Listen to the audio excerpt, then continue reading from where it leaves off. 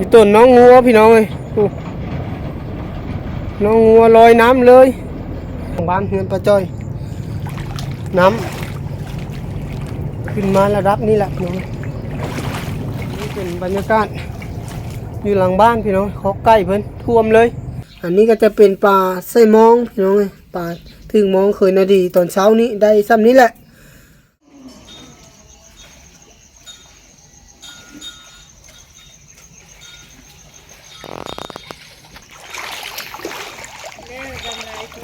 แล้วน้ำดิบแล้ว หมดแล้วก็ว่าแล้วนี่พี่น้องวันนี้เป็นวันที่3มาอัปเดตนี่ก็จะมาอัปเดตน้ำระดับน้ำอีกเทีนึงลายขึ้นก็เก้าพี่น้องไปน้ำป่ะฮะเบิ่งหน้าน้ำเฮือนเป็นนาดีพี่น้องอีกน้อยนึงก็เข้าว่านอนแล้วอ๋อเมื่อคืนนี้ฝนตกบดคืนเลยทางฟ้าห้องตอนนี้ก็มืดครึ้มมาอยู่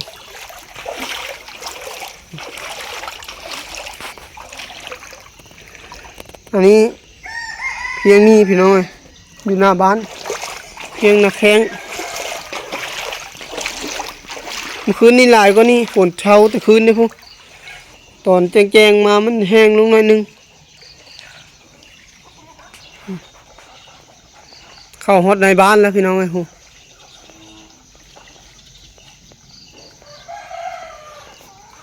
ดีเคยนะดีตื่นลุกมาว่าชิ้นนึ่งเข้าก็เลยมาอัดคลิปเพื่อเอาภาพบรรยากาศอัปเดตหน้าน้ำระดับน้ำให้พี่น้องได้เบิ่งได้ชมก่อนถึงจะไปนึ่งข้าวเดี๋ยวไปนึ่งข้าวนึ่งน้ำก่อนบัดนี้พี่น้อง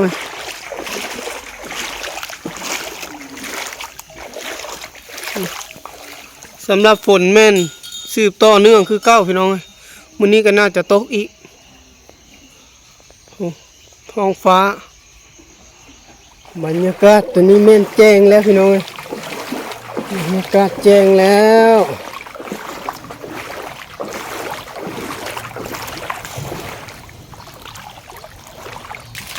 โอ้เต็มเนาะน้ำเนาะ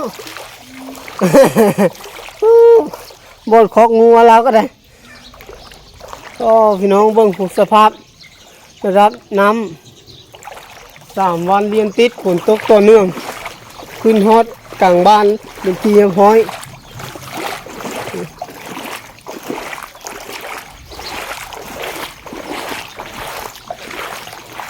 ยังบ่ท่วมแต่ทางคอนกรีตมาอีกจังนั้นแหละท่วมนะ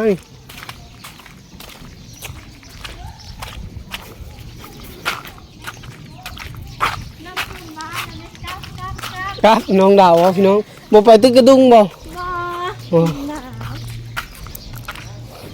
อ๋อน้ำลายเกินไปใช่หนึ่งเป็นรถเจ้าไล่ตัวเหรอไปใช่ไปในเวียกอ่ะไปเวียกเอาแล้วยังไปก็ไปรถไทยรถแท็กซี่รถไทยใช่บริเกก็แล้วแกม็อกแกจะม็อกกันแล้วออกคาดไปได้มั้งนี่คาดไปได้โอ้ลายมือถ้าสมมุติเขาไปซอยใช่ไหมเขาให้เขาบ้องยังบอกช่วยได้5-6 โมงปกติจะไปเช้ากันนี่แล้วเนาะ6 โมงอยู่แล้วไปมาทุ่นไป7 โมงโอ้ยสิเกตละในบ้านโอ้ยย่านาพักนะโอ้เดี๋ยวไปไล่งัวลงน้ำแบบนี้มันก็ไม่อยากไปแล้วพยาบาลกำลังปองงัวออกจากบ้านพี่น้องเพื่ออพยพไปงัวหนีกันน้ำสิท่วมบ้านแล้ว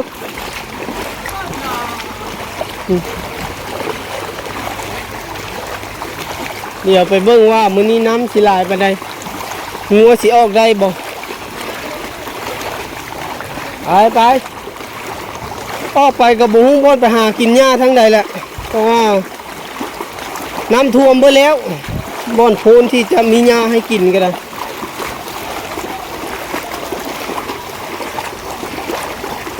ให้ไปอยู่ตามโพนตามดงนั่นแหละเพื่อหลีกเลี่ยงน้ำเนาะบ่งมื้อนี้ฝนตกพี่น้องเอ้ยตกเอาแท้ว่ามายุดตอนประมาณ 3 โมงถ้าฝนบ่เช้านี่โอ้หลายกว่านี้อีกน้ำฮะ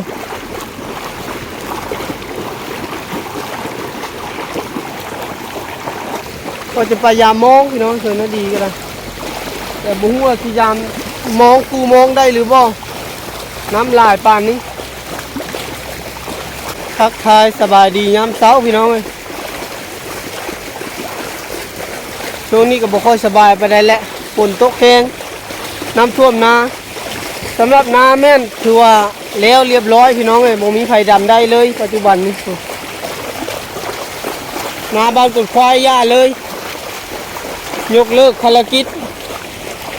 ดำบ่ได้พูดแหละระดับน้ำลดลงกว่านี้พูดแหละคันสีได้ดำได้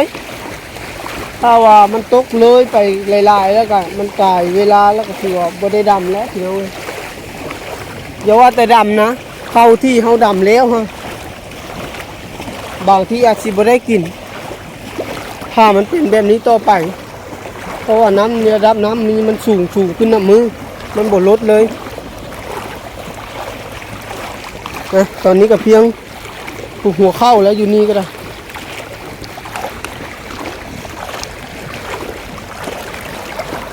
เดี๋ยวไปเบิ่งหน้าบ้านเฮือนลุงต้อมพี่น้องว่า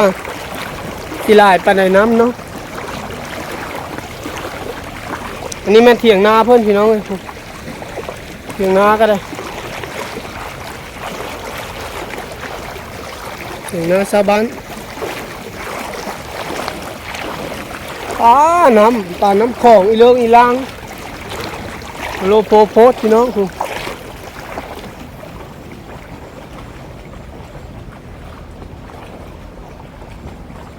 ว้างๆแล้วลูกน้ำโพดลายโพดโพบังโมมักแต่งพี่น้องเอ้ยน้ำบาทนี่ซ้ำสิเอาชาวบ้านก็พากันไหลไปตึกสะดุ้งพี่น้องหรือว่าย้อสะดุ้งนั่นแหละอ๋อ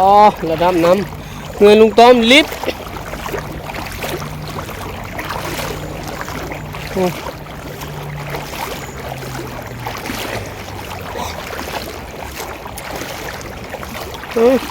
เพียงท้องงัวแล้วพี่น้องเลย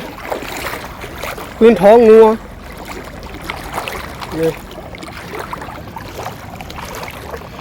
เดี๋ยวจะออกไปเดี๋ยวคืนนั้นนี่จะถ่ายออกไปจนสุดทางก็พี่น้องเพื่อที่จะอัปเดตระดับน้ำให้พี่น้องได้เบิ่งว่างัวนี่มันจะออกไปได้บ่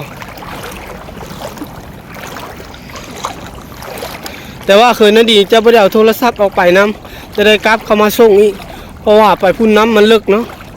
ต้องได้ลอยเอามองอ๋อทุกอีกเนินนึงแล้วเข้าไปในเฮือน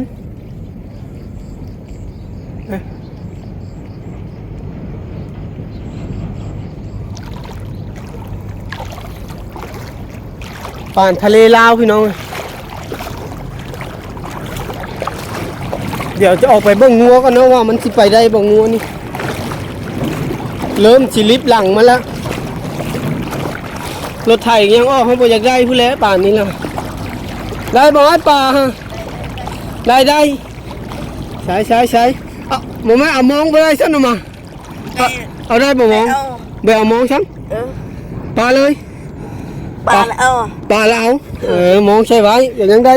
ยังกันยังดีที่อย่ามองได้อยู่พี่น้องเอ้ยเด็กๆมาแต่อย่ามองทุกๆปีบ่เคยเห็นน้ำลายป่านนี้พี่น้องนี่เป็นปีแรกที่ลายกว่าที่ปีผ่านๆมาเนาะลายกว่าหมู่เลยแหละ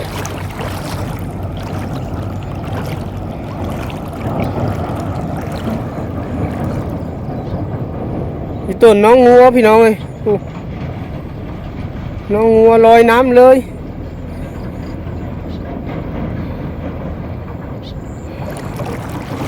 ชาวบ้านก็จะพากันไหลออกไปตึกกระดุงยกสะดุ้งแล้วก็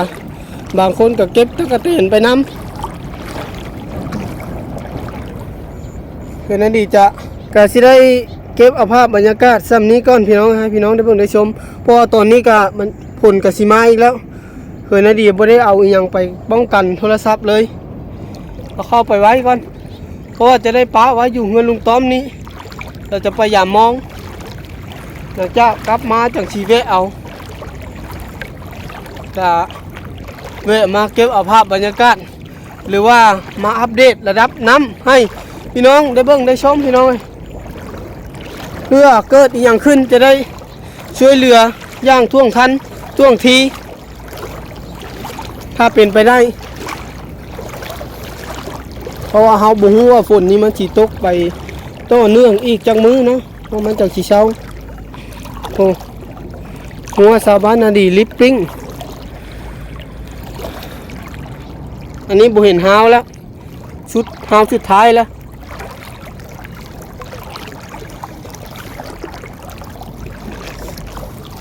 สะดุ้งเนาะ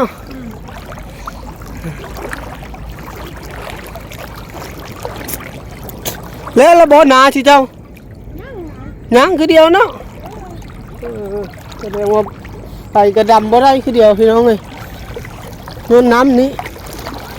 น้ำมาหลายเกินโอ้ยฝนมาแล้วบัดนี้ผู้ทันแล้วเอาโทรศัพท์ไปไว้ก็พี่น้องเลย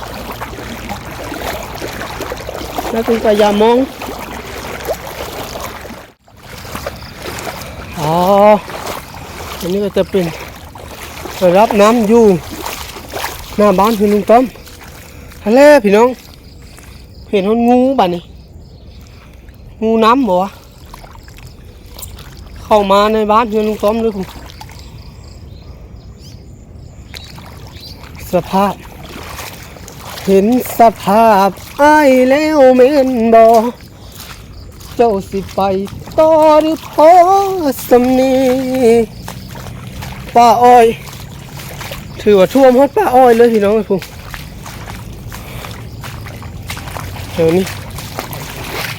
น้ำขึ้นมาระดับนี้แหละน้องน้องสะน่าจะลิฟต์หลังบ้านอันนี้เป็นบรรยากาศอยู่หลังบ้านพี่น้องเขาใกล้เพิ่นท่วมเลยเขาใกล้ก็ได้ยังดีที่บุท่วมเพราะมันนอนเขาใกล้คอนโด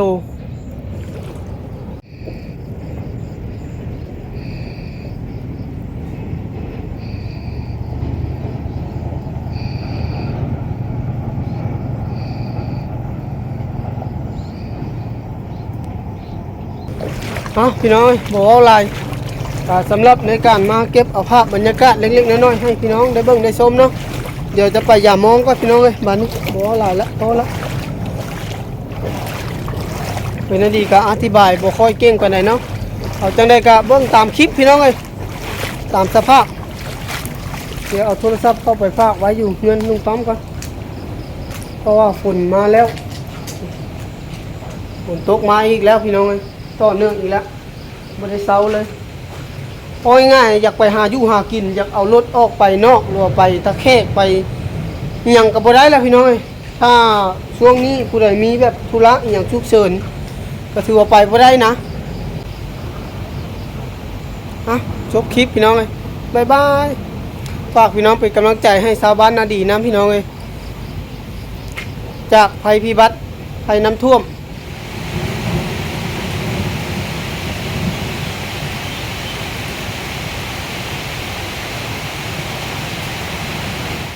ใกล้กันได้โลกเก็บเอาถือว่าปันเช้าแล้วนะนี่กินบ้าเอาไปว่าที่กินแล้วบ้ากินแล้วว่าตัวที่มันตายนี่กินกินบ่แล้วตัวเป็นนั่นเองเป็นกินบ่บ่เลยตัวนี้ใกล้ห้องก็ต้องให้ใกล้ฮะ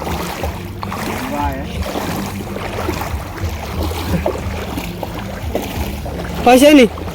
ยามมองไปใช่ยามมองก็ไปชายใช่ว่าเอาได้อยู่บ่มองมันนับท่วมพ้นเลยมา